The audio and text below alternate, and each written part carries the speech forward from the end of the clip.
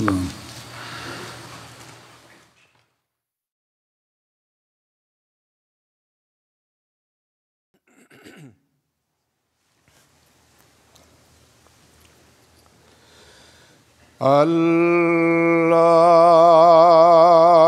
اکبر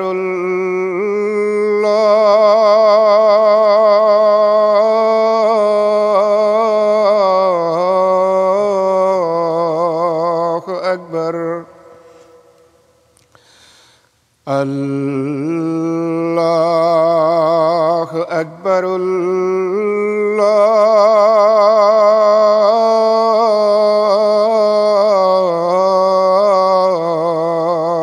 اکبر أشهد أن لا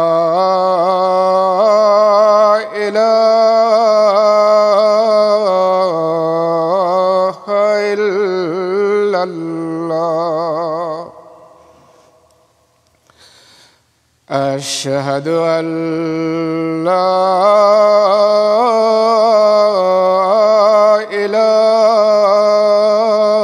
إله إلا الله أشهد أن محمدًا رسول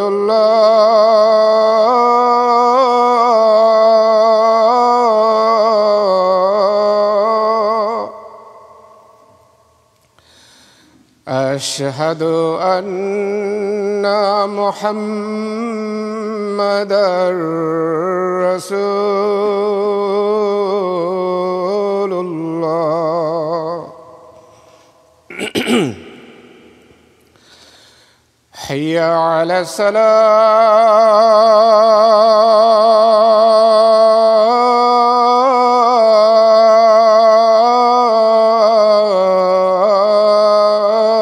الصلاة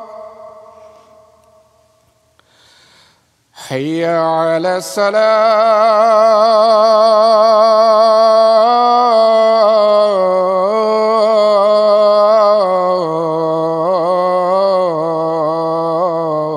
الصلاة حي على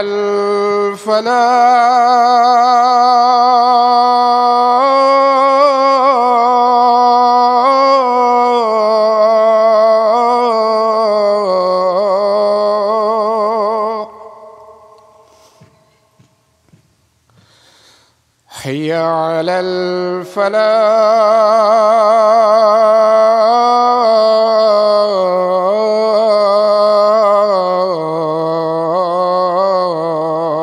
الفلاح الله أكبر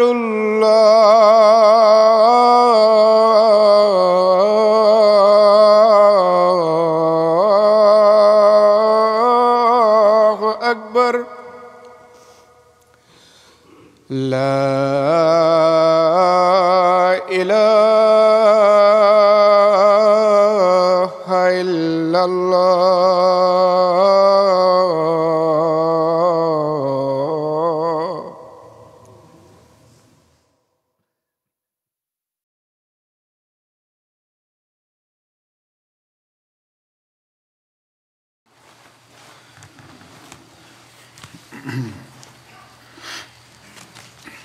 السلام علیکم ورحمۃ اللہ۔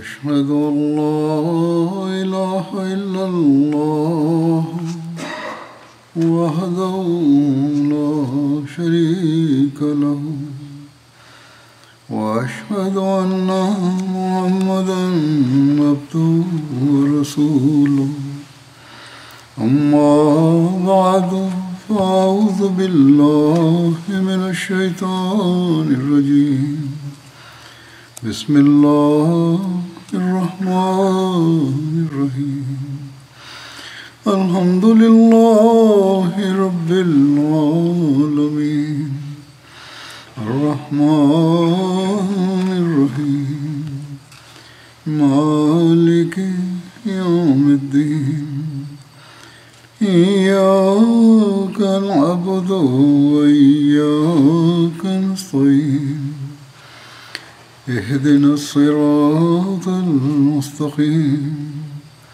صراط الذين أنعمت عليهم غير المغضوب عليهم ولا الضالين.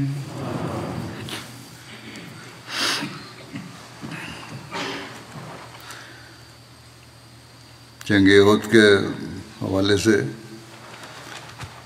ابو سفیان کے نعروں کا ذکر ہو رہا تھا، جس میں وہ اپنے بتوں کی بڑائی بیان کر رہا تھا، اور اس پر حضرت صلی اللہ علیہ وسلم کی خدا تعالیٰ کے لیے غیرت کا اظہار تھا. جیسا کہ میں نے کہا تھا کس طرح صلی اللہ علیہ وسلم نے غیرت کا اظہار فرمایا اور ان حالات میں بھی اللہ کا نام بلند کرنے کا نعرہ لگوایا. اس ضمن میں مزید حوالے میں پیش کروں گا. حضرت مسلم ماؤد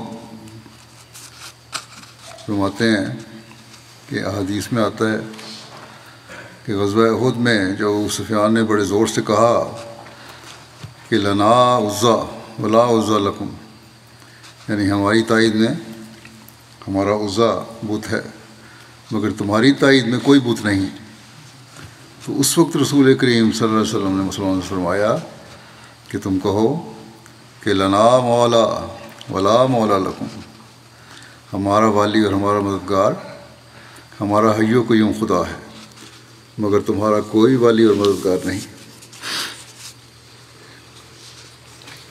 فرماتے ہیں کہ یہ انت مولانا کی سچائی کا کیسا عملی ثبوت تھا کہ تلواروں کے سائے میں بھی انہوں نے یہی کہا کہ اللہ ہمیں بچا سکتا ہے. پھر آپ ایک جگہ فرماتے ہیں کہ جب مسلمانوں کے کانوں میں یہ آواز پڑی کہ رسول کریم صلی اللہ علیہ وسلم شہید ہو گئے ہیں تو وہ جلدی جلدی واپس لوٹے اور انہوں نے آپ کے اوپر سے لاشوں کو ہٹایا. معلوم ہوا کہ آپ ابھی زندہ ہیں اور سانس لے رہے ہیں. اس وقت سب سے پہلے آپ کے خود کا کیل نکالا گیا. یہ کیل نکلتا نہیں تھا. آخر ایک صحابی نے اپنے دانتوں سے نکالا جس کی وجہ سے ان کے 2 دانت ٹوٹ گئے. پھر آپ کے منہ پر پانی چھڑکا گیا تو آپ ہوش میں آ گئے. اکثر صحابہ تو تتر بتر ہو چکے تھے. صرف چند صحابہ کا گروہ آپ کے پاس تھا. آپ نے ان سے فرمایا کہ ہمیں اب پہاڑ کے دامن میں چلے جانا چاہیے. چنانچہ آپ ان کو لے کر ایک پہاڑی کے دامن میں چلے گئے اور پھر باقی لشکر بھی آہستہ آہستہ اکٹھا ہونا شروع ہوا.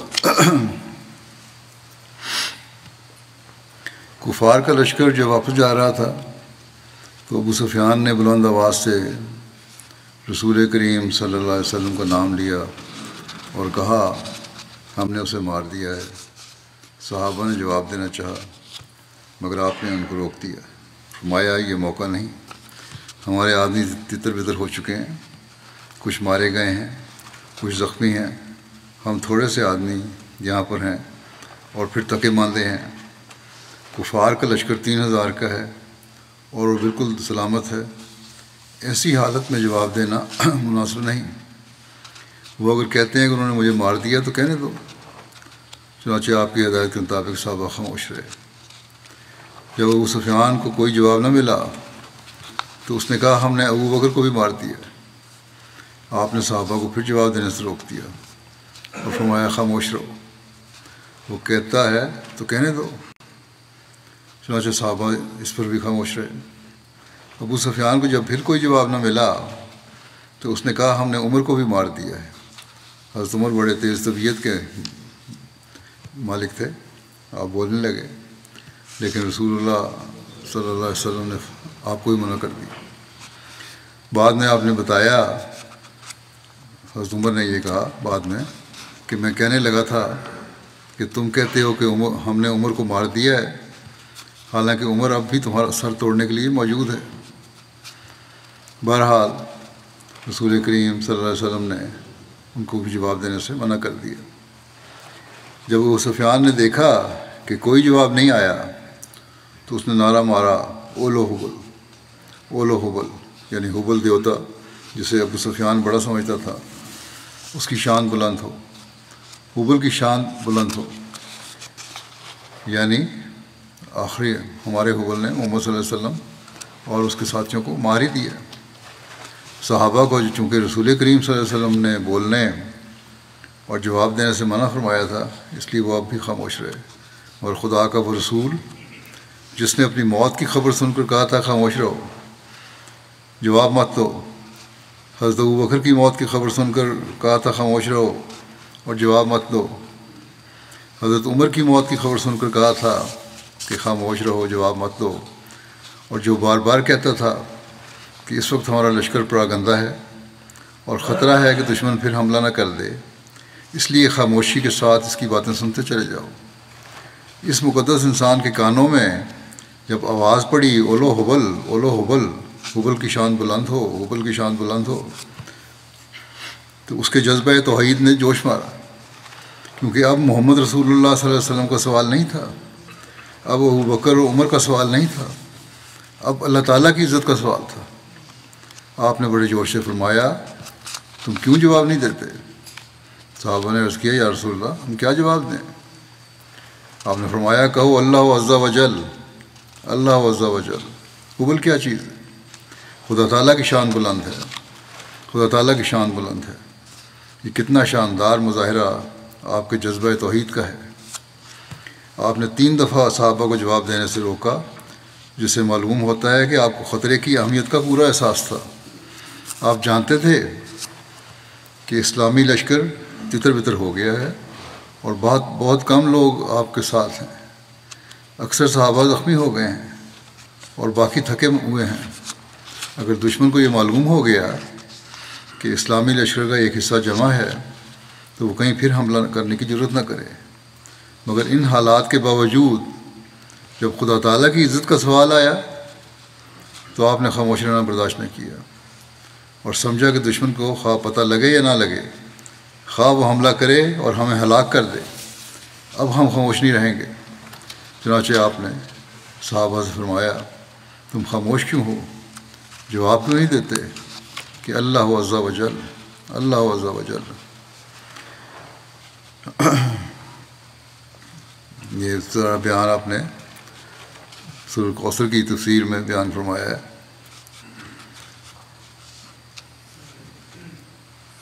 پھر ایک جگہ فرماتے ہیں کہ مکے کے جن اکابر نے، اس کی تفصیل اگر پڑھنی ہے تو اس تفسیر کبیر میں سے پڑھیں، اور بھی بہت ساری باتیں علم کے اضافے کے لیے وہاں مل جائیں گی۔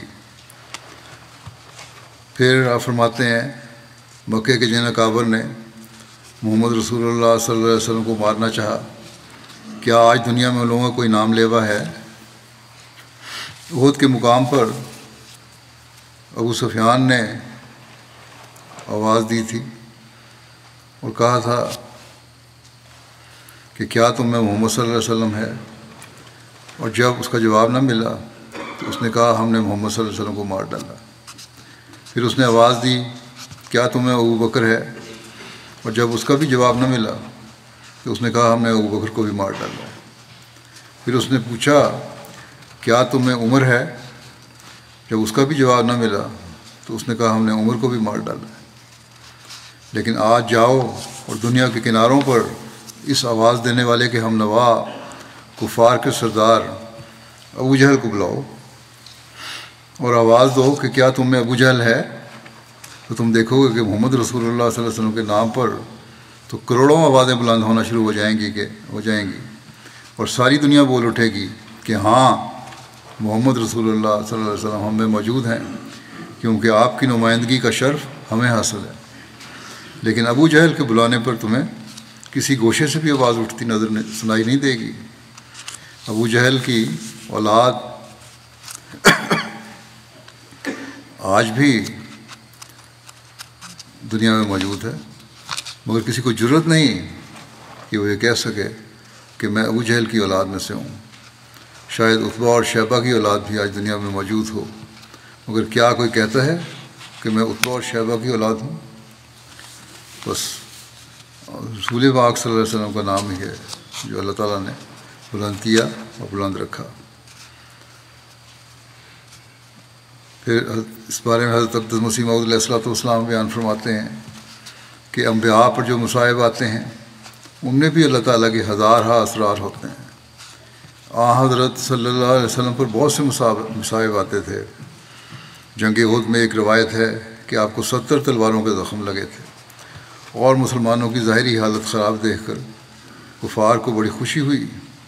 چنانچہ ایک کافر نے یہ یقین کر کے کہ حضرت صلی اللہ علیہ وسلم اور آپ کے اصحاب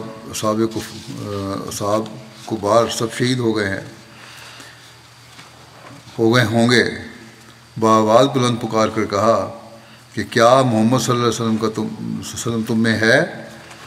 حضرت صلی اللہ علیہ وسلم نے کہا کہ خاموش رہو، اس کا جواب نہ دو۔ خاموشی سے اسے خوشی ہوئی کہ فوت ہو گئے ہوں گے، اس واسطے جواب نہیں آیا۔ پھر اسی طرح اس نے حضرت ابو بکر کے متعلق آواز دیا، تب بھی ادھر سے خاموشی اختیار کی۔ پھر اس نے حضرت عمر کے متعلق آواز دیا، حضرت عمر سے نہ رہا گیا، انہوں نے کہا کم وقت کیا بکتا ہے، سب زندہ ہیں۔ ایسی تلخیوں کا دیکھنا بھی ضروری ہوتا ہے، مگر ان کا نتیجہ یہ ہوتا ہے کہ رسول کریم صلی اللہ علیہ وسلم نے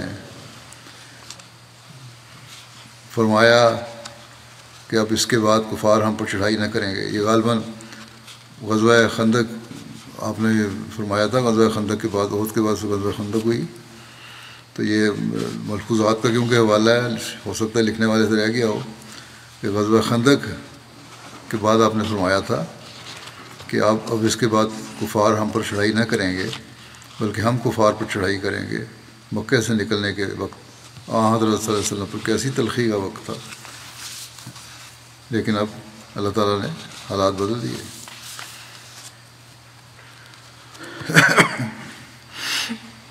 حضرت حنظلہ کی شہادت کا واقعہ بیان ہوتا ہے۔ اسی جنگ میں ایک اور صحابی کی جان ساری کی بہادری اور نبی اکرم صلی اللہ علیہ وسلم کی محبت میں اپنی جان تک قربان کر دینے کا واقعہ ملتا ہے۔ یہ وہ صحابی تھے کہ ان کی بیوی بتاتی ہیں کہ میرے شوہر کو جب پتہ چلا کہ نبی اکرم صلی اللہ علیہ وسلم جنگ کے لیے روانہ ہو گئے ہیں تو میرے شوہر پر غسل جنابت فرض تھا، لیکن نبی اکرم صلی اللہ علیہ وسلم کے جانے کی خبر سن کر اتنی جلدی اور بےتابی سے گھر سے نکلے ہیں کہ غسل کرنا بھی ضروری نہیں سمجھا اور تلوار لے کر میدان جنگ کی طرف چل پڑے۔ جنگ کے دوران وہ ایک دفعہ کفر کے سپہ سالار ابو سفیان کے سامنے پہنچ گئے۔ ابو سفیان گھوڑے پر تھا۔ حضرت حنظلہ نے اس کے گھوڑے پر وار کر کے اسے زخمی کر دیا، جس کے نتیجے میں گھوڑے نے ابو سفیان کو نیچے گرا دیا۔ ابو سفیان نیچے گرتے ہی چلانے لگا۔ ادھر حضرت حنظلہ نے فوراً تلوار بلند کر کے ابو سفیان کو ذبح کرنے کا ارادہ کیا، مگر اسی وقت شداد بن اوس کی ان پر نظر پڑی۔ ایک قول کے مطابق یہ ہے کہ صحیح نام شداد بن اسود ہے۔ بہرحال حضرت شداد نے حضرت حنظلہ کو ابو سفیان پر تلوار بلند کرتے دیکھا تو اس نے جلدی سے حضرت حنظلہ پر تلوار کا وار کر کے انہیں شہید کر دیا۔ حضرت صلی اللہ علیہ وسلم نے حضرت حنظلہ کے قتل پر فرمایا کہ تمہارے ساتھی یعنی حنظلہ کو فرشتے غسل دے رہے ہیں۔ ایک روایت میں یوں ہے کہ میں فرشتوں کو دیکھ رہا ہوں کہ وہ آسمان اور زمین کے درمیان چاندی کے برتنوں میں صاف شفاف پانی کے لیے حنظلہ کو غسل دے رہے ہیں۔ حضرت حنظلہ کی بیوی کا نام جمیلہ تھا اور یہ سردار منافقین عبداللہ بن ابی بن سلول کی بیٹی اور حضرت عبداللہ بن ابی بن سلول کی بہن تھیں۔ حضرت جمیلہ نے کہا وہ یعنی حضرت حنظلہ جنابت کی حالت میں میدان جنگ میں آ گئے تھے، یعنی ان کو غسل کرنے کی ضرورت تھی۔ حضرت صلی اللہ علیہ وسلم نے حضرت جمیلہ کی بات سن کر فرمایا اسی لیے فرشتے ان کو غسل دے رہے تھے۔ حضرت حنظلہ کی حضرت جمیلہ کے ساتھ شادی کی یہ پہلی رات تھی جس کی صبح کو جنگ احد ہوئی۔ ایک روایت میں ہے کہ حضرت جمیلہ نے بیان کیا کہ جب حنظلہ نے دشمن کے مقابلے کے لیے کوچ کا اعلان سنا تو فوراً بغیر غسل کے ہی کیے نکل کھڑے ہوئے۔ اسی رات میں حضرت جمیلہ نے خواب دیکھا کہ اچانک آسمان میں ایک دروازہ کھلا اور ان کے شوہر حضرت حنظلہ اس دروازے میں داخل ہوئے، اس کے بعد فوراً ہی وہ دروازہ بند ہو گیا۔ ایک روایت میں ہے کہ حضرت جمیلہ نے اپنی قوم کی 4 عورتوں کو اس بات کا گواہ بنایا تھا کہ حنظلہ میرے ساتھ ہم بستری کر چکے ہیں۔ ایسا ان کو اس لیے کرنا پڑا کہ ان کے حمل کے سلسلے میں لوگوں کو شبہات نہ پیدا ہوں۔ شکوک و شبہات ہی لوگ پیدا کرتے ہیں، باتیں ہی بناتے ہیں، آج کل بھی ایسے لوگ ہیں جو الزام تراشیاں کرتے ہیں۔ بہرحال حضرت جمیلہ نے خود اس کو شک کو دور کرنے کے لیے گواہ بنا لیے۔ حضرت جمیلہ خود کہتی ہیں کہ ایسا اس لیے کیا کہ میں نے خواب میں دیکھا تھا کہ آسمان میں ایک دروازہ کھلا جس میں وہ داخل ہو گئے اور دروازہ بند ہو گیا۔ چنانچہ میں سمجھ گئی کہ حنظلہ کا وقت آ چکا ہے اور میں ان کے ذریعے اس رات حاملہ ہو گئی تھی۔ اس حمل سے عبداللہ بن حنظلہ پیدا ہوئے۔ قریش نے حضرت حنظلہ کو قتل کرنے کے بعد ان کی لاش کا مسئلہ نہیں کیا تھا، یعنی کان ناک آنکھ نہیں کاٹے تھے، کیونکہ ان کا باپ ابو عامر راہب جو تھا وہ قریش کے ساتھ تھا۔ حضرت سعد بن ربیع کی شہادت کا واقعہ بھی ہے۔ حضرت سعد بن ربیع غزوہ بدر و احد میں شامل ہوئے اور غزوہ احد میں شہید ہوئے۔ غزوہ احد کے روز رسول اللہ صلی اللہ علیہ وسلم نے فرمایا، میرے پاس سعد بن ربیع کی خبر کون لائے گا؟ ایک شخص نے عرض کیا کہ میں۔ چنانچہ وہ مقتولین میں جا کر تلاش کرنے لگا۔ حضرت سعد نے اس شخص کو دیکھ کر کہا، تمہارا کیا حال ہے؟ اس نے کہا، مجھے رسول اللہ صلی اللہ علیہ وسلم نے بھیجا ہے تاکہ میں آپ صلی اللہ علیہ وسلم کے پاس تمہاری خبر لے کے جاؤں۔ تو حضرت سعد نے کہا کہ حضور صلی اللہ علیہ وسلم کی خدمت میں میرا سلام عرض کرنا اور آپ صلی اللہ علیہ وسلم کو یہ خبر دینا کہ مجھے نیزے کے 12 زخم آئے ہیں اور میرے سے لڑنے والے دوزخ میں پہنچ گئے ہیں، یعنی جس نے بھی میرے ساتھ لڑائی کی اس کو میں نے مار دیا۔ اور میری قوم کو یہ کہنا کہ ان کے لیے اللہ تعالیٰ کے حضور کوئی عذر نہیں ہوگا اگر رسول اللہ صلی اللہ علیہ وسلم شہید ہو جائیں اور تم لوگوں میں سے کوئی ایک بھی زندہ رہا۔ بیان کیا جاتا ہے کہ جو شخص ان کے پاس گیا تھا وہ حضرت ابی بن کعب رضی اللہ عنہ تھے۔ حضرت سعد نے حضرت ابی بن کعب سے کہا، اپنی قوم سے کہنا کہ تم سے سعد بن ربیع کہتا ہے کہ اللہ سے ڈرو۔ اور ایک اور روایت بھی ہے کہ جو عہد تم لوگوں نے عقبہ کی رات رسول اللہ صلی اللہ علیہ وسلم سے کیا تھا اس کو یاد کرو۔ اللہ کی قسم، اللہ کے حضور تمہارے لیے کوئی عذر نہ ہوگا اگر کفار تمہارے نبی صلی اللہ علیہ وسلم کی طرف پہنچ گئے اور تم میں سے کوئی ایک آنکھ حرکت کر رہی ہو، یعنی کوئی شخص بھی زندہ باقی رہے، یعنی تمہیں اپنی جانیں اللہ تعالیٰ کے رسول اور اس کے دین کے لیے قربان کر دینی ہے۔ یہ جذبہ تھا صحابہ کا کہ مرتے وقت بھی فکر تھی کہ صرف رسول اللہ صلی اللہ علیہ وسلم کی حفاظت ہم نے کرنی ہے۔ حضرت ابی بن کعب بیان کرتے ہیں کہ میں ابھی وہیں تھا، یعنی حضرت سعد کے پاس ہی تھا۔ حضرت سعد بن ربیع کی وفات ہو گئی، اس وقت وہ زخموں سے چور تھے۔ میں رسول اللہ صلی اللہ علیہ وسلم کی خدمت میں واپس حاضر ہوا اور آپ کو سب بتا دیا کہ یہ گفتگو ہوئی تھی، یہ ان کی حالت ہے، اور اس طرح شہید ہو گئے۔ اس پر آپ صلی اللہ علیہ وسلم نے فرمایا، اللہ تعالیٰ اس پر رحم کر فرمائے، وہ زندگی میں بھی اور موت کے بعد بھی اللہ اور اس کے رسول کا خیر خواہ رہا۔ حضرت سعد بن ربیع اور حضرت خارجہ بن زید کو ایک ہی گود میں دفن کیا گیا۔ اس واقعے کو مرزا بشیر احمد صاحب نے اس طرح لکھا ہے کہ حضرت سعد کی شہادت کا یاد کرتے ہوئے کہ حضرت صلی اللہ علیہ وسلم بھی میدان میں اتر آئے ہوئے تھے اور شہداء کی نعشوں کی دیکھ بھال شروع تھی۔ جو نظارہ اس وقت یعنی جب جنگ ختم ہو گئی مسلمانوں کے سامنے تھا وہ خون کے آنسو رلانے والا تھا۔ حضرت صلی اللہ علیہ وسلم زخمی بھی تھے لیکن آپ پھر بھی میدان میں آ گئے۔ شہداء کی نعشوں کی دیکھ بھال شروع ہوئی۔ فرماتے ہیں کہ 70 مسلمان خاک و خون میں لتھڑے ہوئے میدان میں پڑے تھے اور عرب کی وحشیانہ رسم مسلح کا محیب نظارہ پیش کر رہے تھے۔ ان کے اعضاء کاٹے گئے تھے، ان کی شکلوں کو بگاڑا گیا تھا۔ ان مقتولین میں صرف 6 مہاجرین تھے اور باقی سب انصار سے تعلق رکھتے تھے۔ قریش کے مقتولوں کی تعداد 23 تھی۔ جب حضرت صلی اللہ علیہ وسلم اپنے چچا اور رضائی بھائی حمزہ بن عبد المطلب کی نعش کے پاس پہنچے تو بے خود سے ہو کر رہ گئے، کیونکہ ظالم ہند جو زوجہ ابو سفیان تھی اس نے ان کی نعش کو بری طرح بگاڑا ہوا تھا۔ تھوڑی دیر تک تو آپ خاموشی سے کھڑے رہے اور آپ کے چہرے سے غم و غصے کا آثار نمایاں تھے۔ ایک لمحہ کے لیے آپ کی طبیعت اس طرح بھی مائل ہوئی کہ مکہ کے ان وحشی درندوں کے ساتھ جب تک انہی کا سا سلوک نہ کیا جائے گا وہ غالباً ہوش میں نہیں آئیں گے۔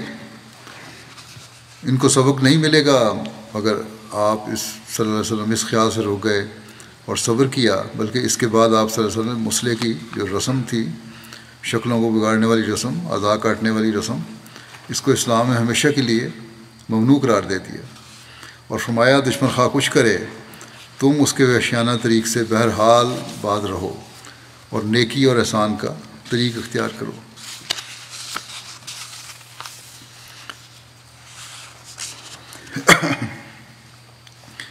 پھر آپ لکھتے ہیں کہ قریش نے دوسرے صحابہ کی نعشوں کے ساتھ بھی یہی سلوک کیا تھا۔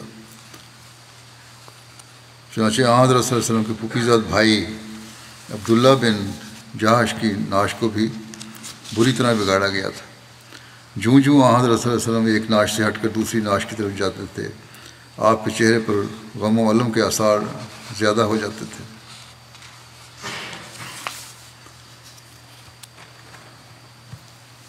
حضرت مسلم موعود نے ان شہداء اور ان قربانیوں کو ذکر کرتے ہوئے سعد بن ربیع انصاری رئیس انصار کے بارے میں ان کی حضرت صلی اللہ علیہ وسلم سے عشق و محبت کا ذکر کرتے ہوئے یوں بیان فرمایا ہے کہ جنگ احد کا ایک واقعہ ہے۔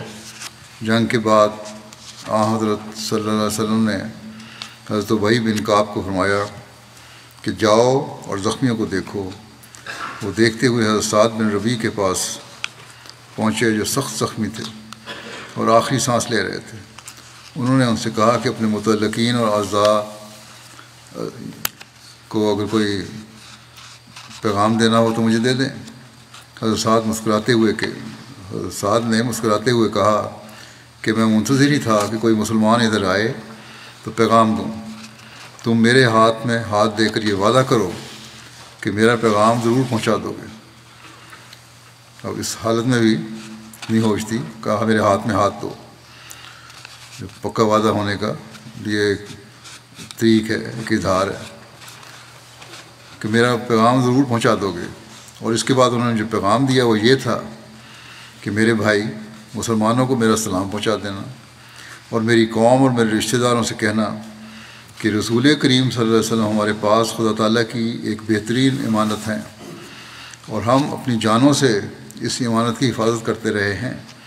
اب ہم جاتے ہیں اور اس امانت کی حفاظت تمہارے سپرد کرتے ہیں۔ ایسا نہ ہو کہ تم اس کی حفاظت میں کمزوری دکھاؤ۔ مسلم فرماتے ہیں تو دیکھو ایسے وقت میں جب انسان سمجھتا ہے کہ میں مر رہا ہوں، کیا کیا خیالات اس کے دل میں آتے ہیں۔ وہ سوچتا ہے میری بیوی کا کیا حال ہوگا، میرے بچوں کو کون پوچھے گا۔ مگر اس صحابی نے کوئی ایسا پیغام نہیں دیا، صرف یہی کہا کہ ہم حضرت صلی اللہ علیہ وسلم کی حفاظت کرتے ہوئے اس دنیا سے جاتے ہیں، تم بھی اسی راستے سے ہمارے پیچھے آ جاؤ۔ ان لوگوں کے اندر یہی ایمان کی قوت تھی جس سے انہوں نے دنیا کو تاؤ بالا کر دیا اور کیسر و کسریٰ کی سلطنتوں کے تختے الٹ دیے۔ کیسر روم حیران تھا کہ یہ کون لوگ ہیں کہ کسریٰ نے اپنے سپہ سالار کو لکھا کہ اگر تم ان عربوں کو بھی شکست نہیں دے سکتے تو پھر واپس آ جاؤ اور گھر میں چوڑیاں پہن کے بیٹھو، یعنی عورتوں کی طرح پھر بیٹھو گھر میں، لڑائی کرنے کیوں جاتے ہو۔ اس نے اپنے جرنیل کو یہ کہا کہ یہ گوئیں کھانے والے یعنی بادشاہ نے یہ گوئیں کھانے والے لوگ ہیں، ان کو بھی تم نہیں روک سکتے، حقیقی گھٹیا غذا کھانے والے لوگ ہیں۔ اس نے جواب دیا یہ تو آدمی معلوم ہی نہیں ہوتے۔ کمانڈر نے کہا کہ یہ تو آدمی نہیں معلوم ہوتے، یہ تو کوئی بلا ہے، یہ تلواروں اور نیزوں کے اوپر سے کودتے ہوئے آتے ہیں۔ اس واقعہ کو ایک اور رنگ میں حضرت مسلم موعود نے اس طرح بیان کیا ہے کہ احد کی جنگ جب ختم ہوئی تو رسول کریم صلی اللہ علیہ وسلم نے ایک صحابی کو زخمیوں کی دیکھ بھال کے لیے روانہ کیا۔ انہوں نے ایک انصاری صحابی کو دیکھا کہ وہ سخت نازک حالت میں ہیں۔ وہ اس کے قریب گئے اور اس سے کہا کہ بھائی کوئی تمہارا پیغام ہو تو مجھے بتا دو، میں تمہارے عزیزوں اور رشتہ داروں تک پہنچا دوں گا۔ اس نے کہا کہ میں اسی تلاش میں تھا کہ مجھے کوئی مدد دینے والا کوئی مدینے والا ملے اور میں اس کے ذریعے اپنے رشتہ داروں کو ایک پیغام بھجواؤں۔ اچھا ہوا کہ تم مجھے مل گئے، لاؤ اپنا ہاتھ میرے ہاتھ میں دو اور وعدہ کرو کہ میرا پیغام میرے خاندان تک پہنچا دو گے۔ انہوں نے ہاتھ میں ہاتھ رکھ کر اقرار کیا کہ میں تمہارا پیغام ضرور پہنچا دوں گا۔ اس پر ان زخمی صحابی نے کہا میرے عزیزوں اور رشتہ داروں اور بھائی بندوں کو جا کر کہہ دینا کہ محمد رسول اللہ صلی اللہ علیہ وسلم ہماری قوم کا بہترین خزانہ ہے اور یہ ایک قومی امانت ہے جو ہمارے پاس ہے۔ مجھے یقین ہے کہ تمہارے دل میں بھی اس قیمتی متاع کی صحیح قدر و قیمت کا احساس ہو، تمہارے دل میں بھی اس قیمتی متاع کی صحیح قدر و قیمت کا احساس ہوگا۔ تاہم میں بھی اپنا فرض سمجھتا ہوں کہ یہ پیغام تمہیں پہنچا دوں کہ جب تک ہم زندہ رہے ہم نے اس امانت میں خیانت نہیں ہونے دی اور اس کی حفاظت میں اپنا پورا زور صرف کر دیا۔ اب ہم مرنے لگے ہیں اور اپنے پیچھے اس امانت کو چھوڑے جا رہے ہیں۔ میں اپنے تمام بیٹوں بھائیوں اور ان کی اولاد سے یہ امید کرتا ہوں کہ وہ اپنی جان سے بھی زیادہ اس مقدس امانت کی حفاظت کریں گے اور اس میں کسی قسم کی کوتاہی واقعہ نہیں ہونے دیں گے۔ ایک اور جگہ اس کو اس طرح بیان فرمایا آپ نے کہ ایک انصاری رئیس زخمی پڑے تھے اور ان کی حالت ایسی تھی کہ چند منٹ میں ہی فوت ہونے والے تھے۔ ایک صحابی دیکھتے دیکھتے ان کے پاس پہنچے اور بیٹھ گئے، حال دریافت کیا اور کہا کوئی پیغام اپنے بیوی بچوں اور رشتہ داروں کو دینا ہو تو دے دیں۔ انہوں نے کہا کہ ہاں میں اسی انتظار میں تھا کہ کوئی مسلمان ملے تو اس کے ہاتھ پیغام بھیجوں۔ ہر شخص جانتا ہے، آپ فرماتے ہیں کہ ہر شخص جانتا ہے کہ موت کا وقت گھر میں بھی کیسا سخت ہوتا ہے۔ انسان مر رہا ہو چاہے گھر میں بھی ہو بڑا سخت وقت ہوتا ہے۔ مرنے والے کی یہی خواہش ہوتی ہے کہ چند منٹ بھی اور مل جائیں تو بیوی بچوں اور بہن بھائیوں سے کوئی اور بات کر لوں، ان کے لیے کوئی وصیت کر جاؤں۔ لیکن وہ صحابی بیوی بچوں کے پاس نہیں تھے، گھر میں نہیں پڑے ہوئے تھے، کسی ہسپتال میں نرم بستر پر نہیں لیٹے تھے، بلکہ پتھریلی زمین پر پڑے تھے۔ مگر ایسی حالت میں بھی انہوں نے یہ پیغام نہیں دیا کہ میری بیوی کو سلام دینا اور اسے کہنا بچوں کی اچھی طرح پرورش کرے، یا یہ کہ میری جائیداد اس رنگ میں تقسیم ہو، یا فلاں جگہ میرا مال ہے وہ لے لیا جائے۔ رئیس تھے نا، بلکہ کہا تو یہ کہا کہ میرے بچوں اور بھائیوں کو میری طرف سے یہ پیغام دینا کہ محمد رسول اللہ صلی اللہ علیہ وسلم تمہارے پاس خدا تعالیٰ کی قیمتی امانت ہیں۔ میں نے جب تک جان میں جان تھی اسے قربان کر کے بھی اپنی اس امانت کی حفاظت کی، اور اب اپنے عزیز بھائیوں اور بچوں کو میری آخری وقت کی یہ وصیت ہے کہ وہ بھی اپنی جانوں کے ساتھ اس امانت کی حفاظت کریں۔ اور یہ کہہ کر دم توڑ دیا۔ ایسے ایسے عشق رسول کے اظہار ہیں کہ انسان حیران ہوتا ہے۔ اللہ تعالیٰ ہمارے اندر بھی عشق رسول کی اس روح کو پیدا فرمائے، اور جب یہ سوچ پیدا ہوگی تو ہم اللہ تعالیٰ سے تعلق میں بھی بڑھیں گے، اور اپنی کمزوریوں کو دور کرنے کی بھی حقیقت میں کوشش کریں گے، تاکہ ہم صحیح اسلامی رنگ اپنے عبادتوں میں، اپنے اخلاق میں، اپنی عادات میں پیدا کریں۔ اللہ تعالیٰ ہمیں اس کی توفیق عطا فرمائے۔ کچھ جنازے میں پڑھاؤں گا، مرحومین کا ذکر ہے۔ پہلا ذکر ہے مکرم ڈاکٹر منصور شبوتی صاحب آف یمن کا۔ منصور شبوتی صاحب یمن میں اسیر راہ مولا تھے، احمدیت کی وجہ سے ان کو پکڑا گیا وہاں، اور اسیری کے دوران ہی 26 جنوری کو 63 سال کی عمر میں ان کی وفات ہوئی۔ انا للہ و انا الیہ راجعون۔ اس لحاظ سے کیونکہ اسیری میں تھے اور احمدیت کی وجہ سے ان کو اسیر کیا گیا یہ، اور وہاں صحیح علاج بھی میسر نہیں آیا، جب کچھ غلط سلوک بھی ان سے ہوا ہوگا۔ بہرحال جو بھی تفصیلات ہیں وہ کم ہیں یا زیادہ، ان کی وہاں وفات ہوئی ہے اسیری میں، اس لیے یہ شہید ہی کہلائیں گے، اور یمن کے یہ پہلے احمدی شہید ہیں اس لحاظ سے۔ مرحوم نے پسمانگان میں بوڑھی والدہ اور اہلیہ کے علاوہ 2 بیٹے ایمن اور بلال چھوڑے ہیں۔ مرحوم کے بھائی ناصر شبوتی ہیں جو یہاں لندن میں رہتے ہیں، وہ کہتے ہیں کہ ان کی میت 1 فروری کو ان کے بیٹے کے حوالے کی گئی، لیکن سب احمدی چونکہ قید میں ہیں، سارے تقریباً تمام احمدیوں کو پکڑا ہوا ہے وہاں انہوں نے، مردوں کو، اس لیے غیر احمدی احباب نے ان کا جنازہ پڑھا اور تدفین ہوئی۔ پھر یہ کہتے ہیں ناصر شبوتی صاحب کہ ان کے دادا عبداللہ محمد عثمان شبوتی یمن کے پہلے یمنی احمدی تھے، اور ڈاکٹر منصور شبوتی کے والد محمود عبداللہ شبوتی یمن کے پہلے شاہد مربی تھے۔ مرحوم کی والدہ شاہ رخ نسرین صاحبہ ہیں جو سید بشیر احمد شاہ صاحب روا اور فاروق خانم صاحب روا کی بیٹی ہیں۔ فاروق خانم صاحبہ یہ جنود خاندان کی ہیں، کو اپنی والدہ حلیمہ بانو صاحبہ اور بھائی سید حاجی جنود اللہ صاحب کے ساتھ حضرت صلی اللہ علیہ وسلم کے اس ارشاد پر عمل کی توفیق ملی کہ جب امام مہدی آئے تو اس کی بیعت کرو، اگرچہ برف کے اوپر سے رینگ کر جانا پڑے۔ چنانچہ یہ لوگ کاشغر سے برف کے پہاڑوں پر چل کر قادیان آئے اور بیعت کی۔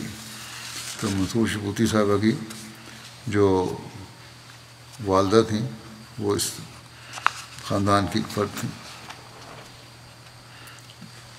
ان کی نانی ان میں شامل تھیں جو برف پہ چل کے آئے۔ واقعہ شہادت کے بارے میں ان کے بیٹے بلال شبوتی نے لکھا ہے کہ ہمارے سیکورٹی فورسز ہمارے گھر میں زبردستی گھسیں، والد صاحب کو دھکا دیا، ان کے سینے پر بندوق رکھ دی، پھر مجھے اور والد صاحب کو لے جانے لگے، تو والد صاحب نے کہا کہ مجھے بے شک قتل کر دو مگر میرے بیٹے کو نہ لے جاؤ۔ جب غیر احمدیوں میں جنازہ پڑا گیا، میرا بیٹا ان کا تھا ایک احمدی، صرف 16 سال کی عمر ہے، وہ شامل ہوئے، اور کوئی نہیں مرد تھا احمدی۔ بہرحال کہتے ہیں انہوں نے والد صاحب سے پیسے چھین لیے، اور تو انہوں نے کہا کہ تمہیں باہر سے کوئی پیسے بھیجتا ہے۔ والد صاحب نے کہا مجھے کوئی باہر سے پیسے نہیں بھیجتا، میرے اپنی کمائی ہے محنت کی۔ یہ فضل فہمی تو ہر جگہ احمدیوں میں علماء نے، نام نہاد علماء نے پیدا کی ہوئی ہے کہ نعوذ باللہ ہم مغربی طاقتوں سے پیسے لے کے کھاتے ہیں اور ان کے اسلام کے خلاف ہمارے ایجنڈا ہے۔ حالانکہ ہر احمدی تو خود مالی قربانی کر کے اسلام کے پیغام کو دنیا میں پہنچا رہا ہے اور انسانیت کی خدمت کر رہا ہے۔ بہرحال یہ اس کی باقی تفصیل تو لمبی ہے، اس کے بعد میں ان کی اہلیہ کا بیان لکھ دیتا ہوں، بیان کر دیتا ہوں۔ کہتی ہیں کہ جو انہوں نے پیغام مجھے بھیجا کہ انہوں نے مجھے، یعنی قید کرنے والوں نے مجھے وہ جگہ دکھائی جہاں میرے میاں کو قید میں رکھا تھا۔ انہوں نے بتایا کہ میرے میاں اپنے کمرے میں اکثر نماز اور نوافل میں روتے تھے۔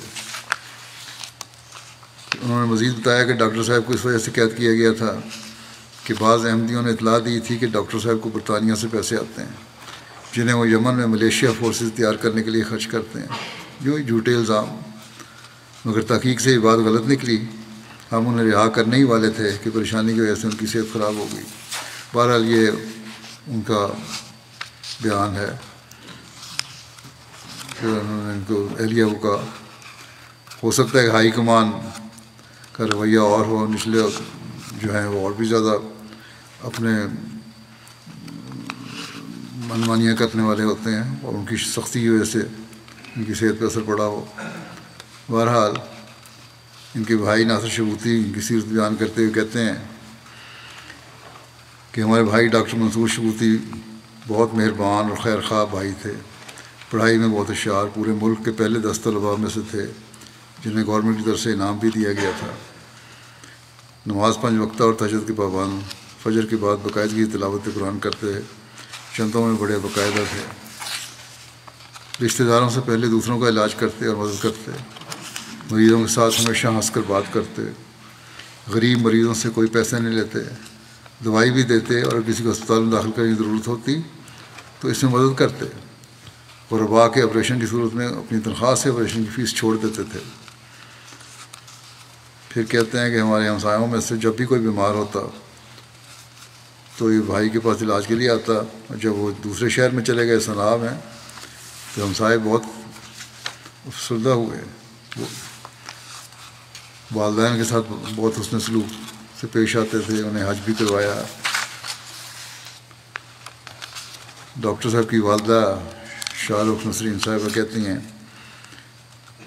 کہ جب میں حاملہ تھی تو میں نے خواب میں دیکھا کہ ربا کی ایک نیک خاتون جس کا نام زینب تھا میری والدہ کو گود میں اٹھا کر کہتی ہیں کہ حضرت مسیح موعود علیہ السلام آ رہے ہیں۔ میں حضور علیہ السلام کی تلاش میں ادھر ادھر دیکھتی ہوں لیکن کوئی نظر نہیں آتا۔ اس کے بعد آنکھ کھل گئی۔ ڈاکٹر صاحب کو بچپن سے ہی تبلیغ کا شوق تھا، اسکول میں دینیات کے استاد کو احمدیت کی تبلیغ کیا کرتے تھے، استاد بھی بغیر کسی مخالفت کے ان کی بات سنتے تھے۔ ان کے بیٹے ایمن شبوتی جرمنی میں وہ کہتے ہیں والد مرحوم نے کبھی بھی مجھے ڈانٹا نہ مارا، صرف ایک دفعہ ایک مار یاد ہے، میں 13 سال کا تھا اور اس میں نے باجماعت نماز پڑھنے سے انکار کر دیا تھا، اس پہ ذرا سی مجھے ڈانٹ مار پڑی تھی، باقی کبھی نہیں۔ کہتے ہیں کہ والد صاحب ہمیشہ مجھے مشکلات میں دعا کرنے کی تلقین کیا کرتے تھے، خود بھی اس سے عمل کرتے تھے۔ میں نے انہیں سجدوں میں روتے دیکھا ہے۔ اسکول میں جب تھا بچے جب تھے کہتے ہیں ہمیں فجر کی نماز پہ جگاتے، باجماعت نماز ادا کرتے، اس کے بعد تلاوت کرتے۔ پی ایچ ڈی انہوں نے سرجری میں کی، اس کے لیے اردن گئے تھے، وہاں 5 سال رہے۔ کہتے ہیں میں ان کے پاس گیا وہاں تو مسجد جہاں جمعہ ہوتا تھا جو سینٹر تھا وہ 1 گھنٹہ دور تھا، ہر جمعہ وہاں ڈرائیو کر کے وہاں جایا کرتے تھے۔ مطالعہ کا بہت شوق تھا، جماعتی کتب بکثرت پڑھتے تھے۔ جب اردن سے کہتے واپس آئے تو بیگ کافی وزنی تھا، تو میں سمجھا کہ کافی تحائف لائے ہیں، بچوں کو ہوتا ہے شوق والدین لائے ہیں، لیکن بیگ میں جو تحائف تو نہیں تھے، تفسیر کبیر کا عربی ترجمہ اور کچھ اور جماعتی کتب تھیں۔ رشتہ داروں سے خواہ غیر احمدی ہوں ملنے جاتے، کہتے ہیں مجھے بھی اور میری والدہ کو ساتھ لے جاتے کہ میں ان سے پوچھتا کہ غیر احمدی رشتہ داروں سے ملنا کیوں ضروری ہے؟ کہتے ہیں حضرت صلی اللہ علیہ وسلم نے صلہ رحمی کا حکم دیا ہے، اگر رحمی رشتوں سے رشتہ داروں سے تعلق نہ رکھیں گے تو پھر اللہ تعالیٰ ناراض ہوگا اس سے۔ مروہ شبوتی صاحب کہتی ہیں بہت محترم، صاحب اخلاق، نیک، ہمیشہ مسکرانے والے، پیار کرنے والے، تعاون کرنے والے، شریف، سخی، رحیم و کریم اور بہت ذہین تھے، ہمیشہ پڑھائی میں نمایاں رہے اور سارے یمن میں مشہور ڈاکٹر تھے، خدمت خلق اور احمدی خدمت میں بہت نمایاں تھے، احمدیوں اور غیر احمدیوں سب میں محبوب تھے، اور سب کو بڑا صدمہ غیر احمدیوں کو بھی ان کی وفات پہ۔ غیر جماعت لوگوں کے تاثرات بھی ہیں۔ ڈاکٹرز یونین جو ہے یمن کی، انہوں نے یہ بیان دیا کہ ہم غم اور افسوس کے ساتھ یہ اطلاع دی جاتی ہے کہ جنرل سرجری کنسلٹنٹ ڈاکٹر منصور شبوتی کی وفات پا گئے۔ رات دن کو وفات ہوئی، نہ لائے نہ لے جو ہے.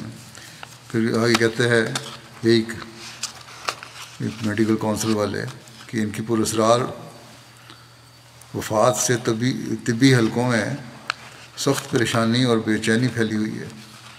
اب تک ملنے والی معلومات کے مطابق گرفتاری سے قبل ڈاکٹر منصور کی صحت بہت اچھی تھی. نہ ان کی گرفتاری کا سبب بتایا گیا اور نہ ہی 2 ہفتوں تک یہ معلوم ہو سکا کہ انہیں کہاں لے جایا گیا ہے. وفات سے صرف 1-2 دن پہلے انہیں نہایت خراب حالت کے ساتھ منظر عام پر لایا گیا. ان کے بعض غیر احمدی دوستوں نے بھی سوشل میڈیا پہ لکھا ہے. ایک ڈاکٹر خالد ادیب ہیں غیر جماعت، کہتے ہیں میں پہلی دفعہ صنعاء اسپتال کے ایمرجنسی وارڈ میں کام کرنے گیا تو وہاں بہت سے ڈاکٹرز کو ایک نوجوان ڈاکٹر کے ارد گرد کھڑے دیکھا. میرے پوچھنے پر ایک ساتھی نے بتایا کہ یہ ڈاکٹر منصور شبوتی ہیں جو جنرل سرجری کنسلٹنٹ ہے اور سب ڈاکٹروں سے زیادہ انتھک اور مستعد تعاون کرنے والے ہیں. سب ڈاکٹر اور طلباء ان کے ساتھ ڈیوٹی دینا پسند کرتے ہیں کیونکہ ان کی بڑی کوشش ہوتی ہے کہ سب کو زیادہ سے زیادہ معلومات دیں اور سمجھائیں. نہ انہیں مال کا لالچ ہے، نہ عہدے کا، نہ شہرت کا. مرحوم نہایت ٹھنڈے مزاج والے، نہایت مستعد، اپنی صحت کا خیال رکھنے والے، ہمیشہ مسکرانے والے اور نہایت اعلیٰ اخلاق کے مالک تھے. انانیت اور دنیا کی محبت سے کوسوں دور تھے. ایک دوست نے لکھا کہ آپ کی وفات یمن کے لیے بہت بڑا نقصان ہے. یمن نے ایک ایسا نیک شخص کھویا ہے جو نہایت صاف دل تھا اور جس نے اپنی زندگی مریضوں کی خدمت میں گزار دی. پھر ایک دوست نے لکھا کہ ڈاکٹر منصور کے ہاتھ میں بہت شفا تھی، بہت اعلیٰ اخلاق کے مالک تھے. جنوبی یمن میں تمام اخبارات نے ان کی وفات کی خبر مختلف عناوین کے تحت شائع کی ہے. مثلاً مشہور ترین یہ ایک خبر یہ تھا کہ مشہور ترین ڈاکٹر کا قتل، سب سے مشہور ڈاکٹر کی وفات، سب سے معروف ڈاکٹر کا اغوا وغیرہ.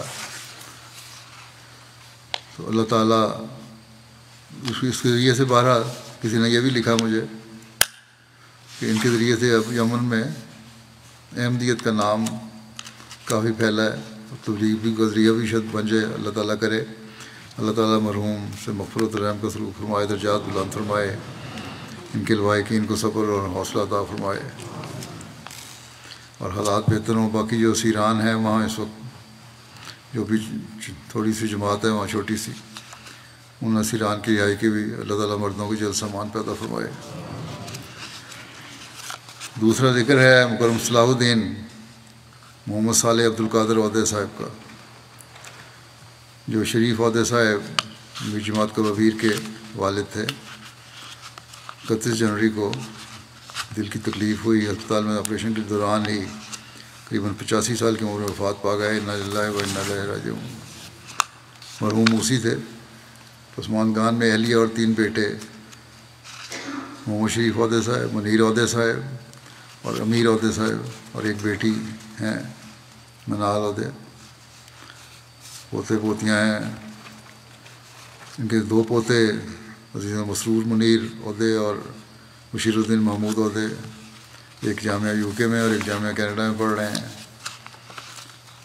شریف عہدے صاحب لکھتے ہیں کہ مرحوم کے دادا الحاج صالح عبدالقادر عہدے صاحب فلسطین کے اولین احمدیوں میں سے تھے جنہوں نے 1928 میں بیعت کی.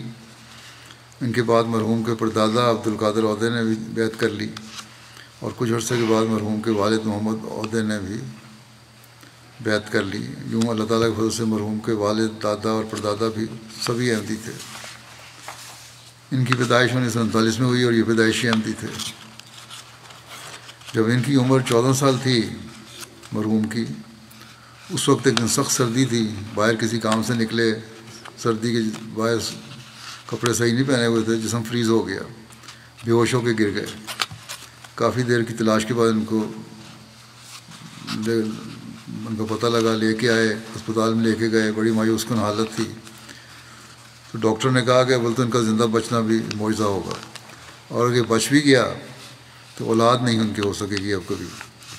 چنانچہ حضرت مسلم موعود رضی اللہ عنہ کی خدمت میں چودھری محمد شریف صاحب مربی تھے. انہوں نے لکھا اس کے بعد اللہ تعالیٰ کی فضل سے شفا بھی ہو گئی، شادی بھی ہو گئی، اور اللہ تعالیٰ نے اولاد بھی دی، 3 بیٹے اور 1 بیٹی۔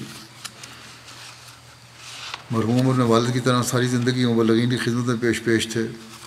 اسی طرح حضرت مسیح علیہ السلام کے مہمانوں کی دل و جان سے خدمت کرتے تھے، اور اس کی گواہی تعزیت کے لیے آنے والے ہر شخص نے دی ہے۔ مہمانوں کی شریف عہدے صاحب کہتے ہیں کہ مہمانوں کی کو ان کی ضیافت کی عادت پڑ گئی تھی۔ مہمان جو تھے وہ یہی چاہتے تھے کہ ہم ان کے پاس جائیں اور ضیافت کروائیں۔ ایک پادری نے آنا تھا ملنے کے لیے، اس نے کہا کہ اب ان کے والد صاحب یہاں ہیں، انہوں نے کہا ابھی وہ باہر گئے ہوئے ہیں۔ اچھا، کہتے پھر میں ابھی نہیں آؤں گا، پھر جب وہ آئیں گے تب آؤں گا تاکہ ان کی ضیافت سے لطف اندوز ہو سکوں۔ مرحوم مساکین اور ضرورت مندوں کا بھی خیال رکھنے والے تھے، ان پر خرچ کرنے والے تھے۔ ایسے نوبوائین جن کے خاندانوں نے ان سے قطع تعلق کر لیا تھا، وہ کوابیر آ کر آباد ہو گئے، اور ان سب کو مرحوم نے ایک شفیق باپ کی طرح رکھا۔ ان کی وفات پہ ایک عورت نے کہا کہ میرا خامد اپنا اکثر وقت مرحوم کے ساتھ گزارتا تھا، اور اب وہ کہتا ہے کہ سمجھ نہیں آتی کس کے پاس جاؤں۔ پھر یہ شریف صاحب کہتے ہیں کہ والد صاحب اپنے عملی نمونے سے ہماری تربیت کیا کرتے تھے، بجائے سمجھانے کے اپنے عمل سے بتایا کرتے تھے کہ اس طرح کام کرو۔ والد صاحب کو مطالعہ کا بہت شوق تھا، جماعتی لٹریچر میں سے کوئی نہ کوئی کتاب ان کے زیر مطالعہ رہتی تھی، اس لیے ان کی معلومات بھی بہت وسیع تھیں۔ پھر شریف صاحب کہتے ہیں کہ یہ نہیں کہ بڑھاپے میں ان کو ہماری مدد کی ضرورت پڑی ہو، ان کو کسی مدد کی ضرورت ہماری نہیں پڑے، بلکہ وہ ہماری مدد کیا کرتے تھے، اور اس بات پہ وہ خوش تھے کہ ان کے بچے جماعت کی خدمت کر رہے ہیں۔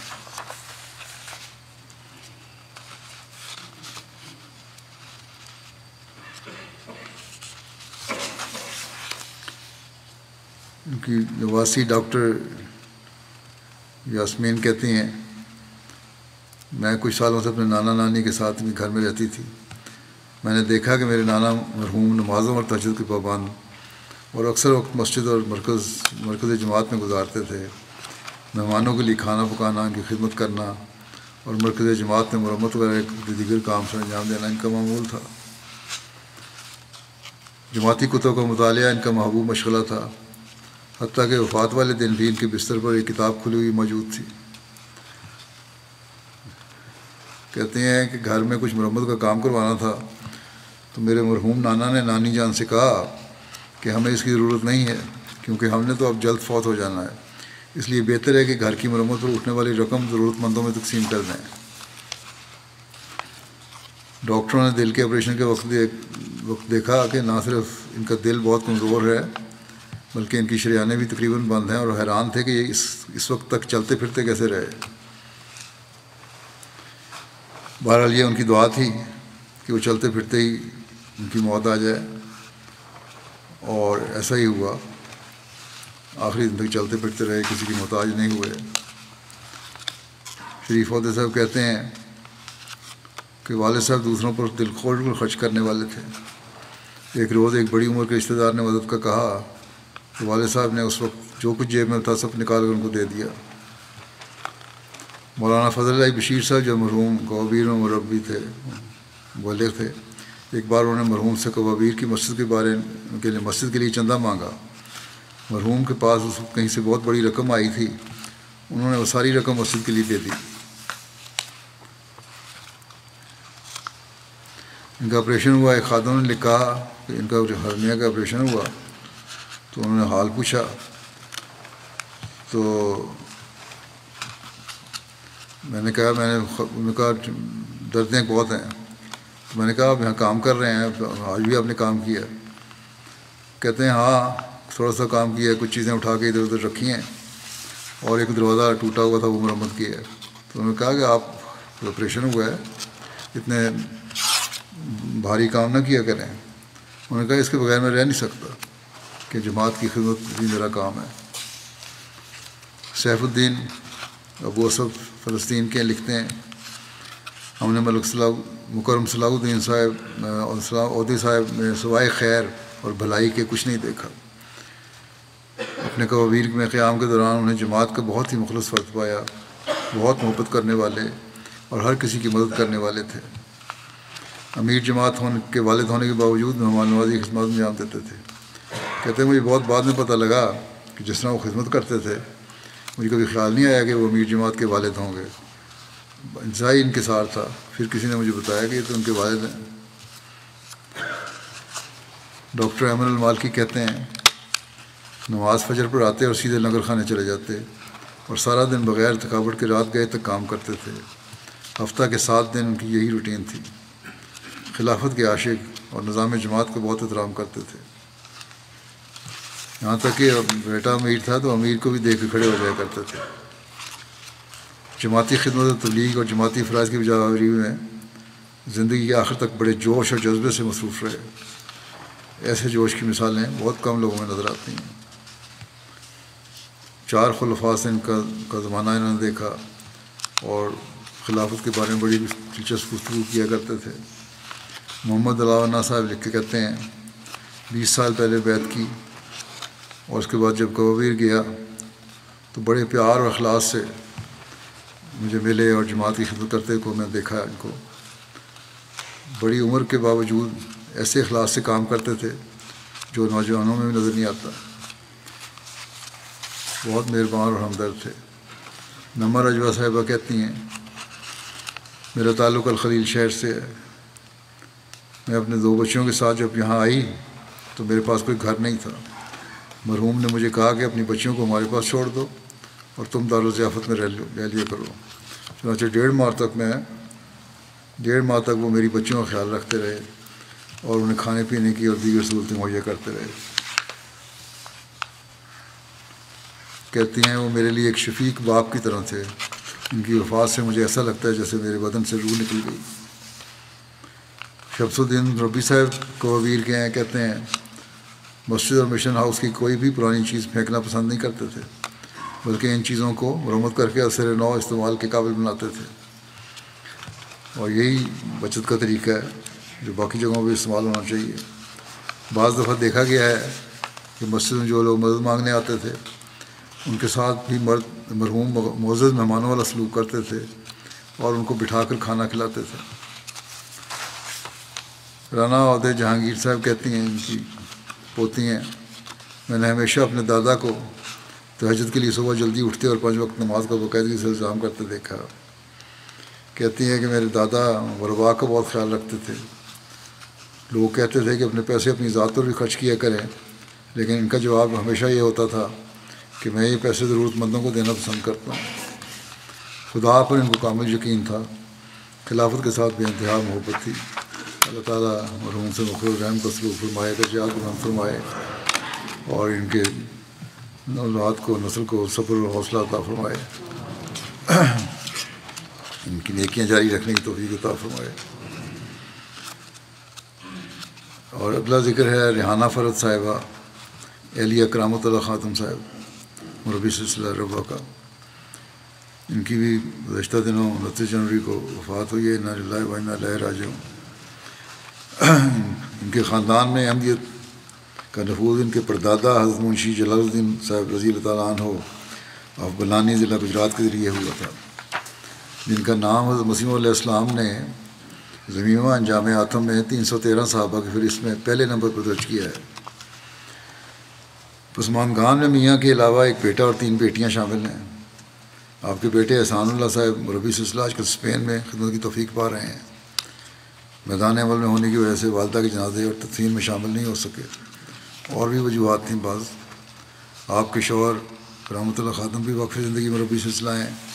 ان کے داماد آصف محمود بٹ صاحب بھی مربی سلسلہ ہیں، تنزانیہ میں خدمت کی توفیق پا رہے ہیں۔ ان کے بیٹے احسان اللہ صاحب مربی لکھتے ہیں کہ ہمارے لیے ہر وقت دعاؤں کا صاحبان بنائے رکھتی تھیں، پرسوز تہجد پڑھتی، کام کرتے چلتے پھرتے حضرت مسیح علیہ السلام اور خلفاء کی دعائیں اشعار کو مناتی رہتی ہیں۔ اس طرح ان کے ارد گرد رہنے والے بچوں کو بھی وہ شعر یاد ہو جاتے تھے۔ چندہ جات اور جماعتی خدمت میں باقاعدہ تھیں، جب تک صحت رہی جماعتی پروگراموں میں باقاعدگی سے حصہ لیتی رہیں۔ انتہائی شکر گزار، کفایت شعار، صابر اور شاکر تھیں۔ احمدیت پر فخر کرنے والی خاتون تھیں۔ ان کی بیٹی نعمانہ نصرت کہتی ہے شکر گزاری کا وصف بہت زیادہ تھا۔ اگر کوئی تعریف کے رنگ میں ذکر کرتا کہ ایک ہی بیٹا تھا جو وقف کر دیا، تو عاجزی اور شکر گزاری سے کہتی ہیں کہ میں کیسے شکر کروں کہ اللہ کا کیسے شکر کروں کہ اللہ تعالیٰ کو ایک دیا تھا اور اس کی رحمت نے مجھے کئی واپس کیے، یعنی اپنے پوتوں نواسوں کا ذکر کیا۔ کہتی ہیں کہ سب احمد ہی وقف زندگی ہیں۔ روا میں پیدا ہوئیں اور روا کی ترقی پر بہت خوش ہوتی ہیں۔ باہمت اور سلیقہ شعار لجنہ کے طور پر جانی جاتی تھیں۔ کفایت شعری کے ساتھ باسلیقہ زندگی گزاری اور اس طرح شکر گزاری کرتے ہیں کہ گویا سب سے زیادہ سہولتیں اور سکون انہیں ہی حاصل ہے۔ کبھی یہ شکوہ نہیں کیا کہ مربی کی الاؤنس میں کمی ہے، کہتی تھیں جو کچھ مجھے مل رہا ہے اتنی نعمتیں تو کہیں بھی نہیں ملتی۔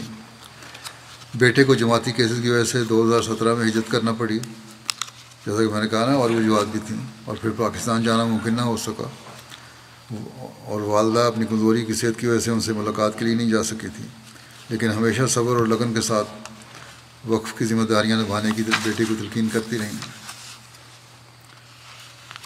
بہو کہتی ہیں ان کی کہ بڑے درد اور الحاظ سے نماز تہجد ادا کرتے ہیں۔ سچی خوابیں ان کو آیا کرتی تھیں، بہت واضح اور سچی خوابیں آیا کرتی تھیں جو صفائی سے پوری ہوتی تھیں۔ ہم حیرت کا شکار ہو جاتے تھے۔ پھر یہی لکھا ہے بیٹے کا کہ ہجرت کیسز کی وجہ سے ہجرت کرنی پڑی، اور خود وہ بیماری کی وجہ سے جا نہیں سکتی تھیں، لیکن کبھی اداسی کا اظہار نہیں کیا، ہمیشہ ثابت قدمی سے وقف نبھانے کی تلقین کی۔ یہ کہا کرتی تھیں کہ آج کل تو بہت آسانی ہے، ہر وقت رابطہ رہتا ہے، اور کبھی اپنی مامتا کو وقف کے کاموں میں رکاوٹ نہیں بننے دیا۔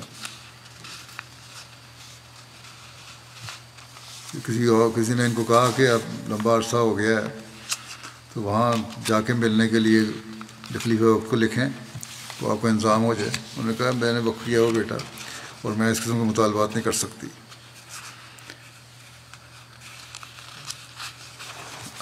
اللہ تعالیٰ مرحومہ سے مغفرت رحم کو سلوک فرمائے، نجات بلند فرمائے، لوائقین کو صبر اور حوصلہ عطا فرمائے۔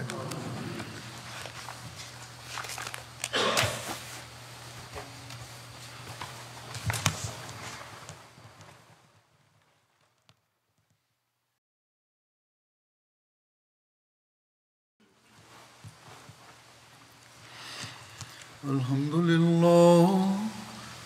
لله نحمده ونستعينه ونستغفره ونؤمن به ونتوكل عليه ونعوذ بالله من شرور أنفسنا ومن سيئات أعمالنا من يهده الله فلا مضل له ومن يضلل فلا هادي له ونشهد أن لا إله إلا الله ونشهد أن محمدا عبده ورسوله